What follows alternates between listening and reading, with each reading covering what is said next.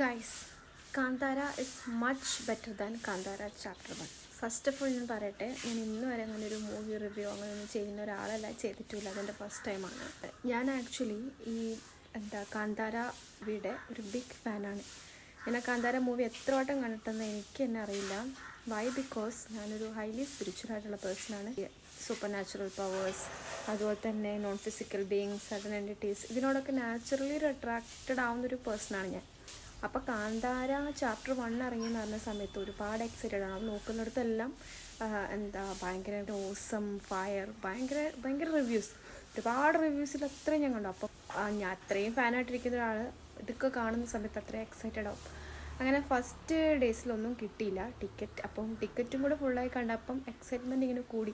അങ്ങനെ 4th Saturday ഇന്നലെയാണ് ticket കിട്ടുന്നത്. അപ്പോൾ ടിക്കറ്റ് കിട്ടി ചെന്ന് നോക്കിയ സമയത്ത് ഈ റിവ്യൂസിലൊന്നും പറഞ്ഞ ഹൈപ്പ് ഞാൻ ആ മൂവിക്ക് കണ്ടില്ല. ഇതെൻ്റെ പേഴ്സണൽ ഒപ്പീനിയനാണ്. അതായത് കാന്താര മൂവീൻ്റെ അടുത്ത് കണക്റ്റ് ആവുന്ന ഒരു കണക്ഷനൊന്നും എനിക്ക് കാന്താര ചാപ്റ്റർ 1 ഫീൽ ചെയ്തില്ല.